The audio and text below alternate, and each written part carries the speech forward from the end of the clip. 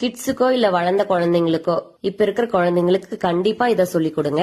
சுத்தம் சோறு போடும்.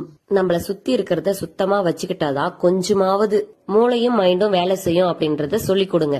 அதுக்கப்புறம் மத்தவங்களுடைய டைமை மதிக்க சொல்லி கொடுங்க. அப்பதான் மத்தவங்க நம்ம டைமை மதிப்பாங்க.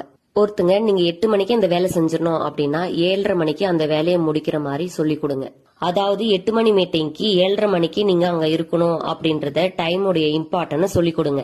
இப்ப இருக்கிற குழந்தைங்களா என்ன பண்றாங்க, வா போ அப்படின்னு பேசுறாங்க. அவங்கள வாங்க போங்கன்னு பேசணும்னு சொல்லி கொடுங்க. கூடவே தமிழ் வார்த்தைகளை சேர்த்தி சித்தி சித்தப்பா மாமா அத்தைன்னு முறைகளை சொல்லி கொடுங்க. அது கூடவே சரிங்க மாமா, சரிங்க அத்தை, சரிங்க சித்தப்பா, சரிங்க அம்மா அப்படின்னு பேச சொல்லி கொடுங்க. சீக்கிரமா தூங்குறதையும் சீக்கிரமா எந்திரிக்கிறதையும் சொல்லி கொடுங்க. கூடவே ஹெல்பிங் மைண்ட் இருக்கணும், அதாவது கேரிங் அண்ட் ஷேரிங்க சொல்லி கொடுங்க. இப்ப இருக்கிற காலகட்டத்துல இப்ப இருக்கிற ஜெனரேஷன் குழந்தைங்க சிரிக்க கூட மாட்டேன்றாங்க.